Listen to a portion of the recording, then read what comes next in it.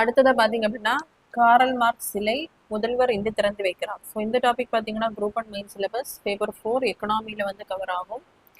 சென்னை எழும்பூரில் புதிதாக அமைக்கப்பட்டுள்ள காரல் மார்க்ஸுடைய சிலையை வந்து முதல்வர் மு.க. ஸ்டாலின் அவர் திறந்து வச்சிருக்காரு. ஸோ எதற்காக அப்படின்னு பார்க்கும்போது பொருளாதார சிந்தனைகளை மக்கள் அனைவரும் அறியும் வகை. ஸோ காரல் மார்க்ஸ் அப்படிங்கிறவர் father of communist socialism. So socialism அப்படின்னா சமத்துவம்.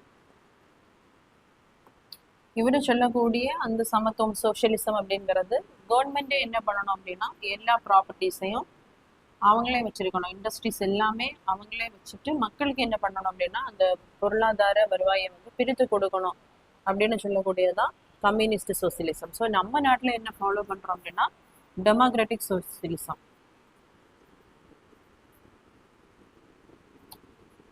ஸோ காரல் மார்க்ஸினுடைய அந்த விதி என்ன அப்படின்னா எல்லாமே பப்ளிக்காகவே இருக்கணும், கவர்மெண்ட் கிட்டே இருக்கணும். நம்ம ஃபாலோ பண்ணுறோம் டெமோக்ராட்டிக் சோசியலிசம்னு சொல்லும்போது ப்ரைவேட் ப்ளஸ்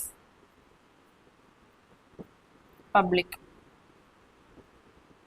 ஸோ கொஞ்சம் பார்த்தீங்க அப்படின்னா ப்ரைவேட்ஸ் என்ன பண்ணலான்னா சொந்தமாக ஓன் பண்ணுவாங்க. அதே மாதிரி வேறு நிறைய இது பார்த்தீங்க அப்படின்னா துறைகள் வந்து பப்ளிக் என்ன பண்ணுவாங்கன்னா ஓன் பண்ணுவாங்க. ஸோ நம்மளுடைய அந்த டெமோக்ராட்டிக் சோசியலிசம் அப்படின்னு சொல்லிட்டு வந்து மார்க்சிசம்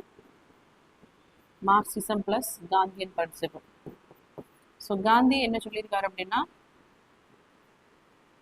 உரிமையை வந்து மக்கள்கிட்ட என்ன பண்ணணும், கவர்மெண்ட்டே எல்லாம் வச்சிருக்க கூடாது, மக்கள்கிட்ட எல்லா உரிமைகளையும் வந்து பகிர்ந்தளிக்க வேண்டும். ஸோ காரல் மார்க்ஸ் என்ன சொல்லியிருக்காரு அப்படின்னா எல்லா உரிமையை வந்து மக்கள்கிட்டே கவர்மெண்ட் கிட்டே வச்சிருக்கணும். ஸோ இதனுடைய மிக்ஸ்டு தான் நம்மளுடைய அந்த டெமோக்ராட்டிக் சோசியலிசம்.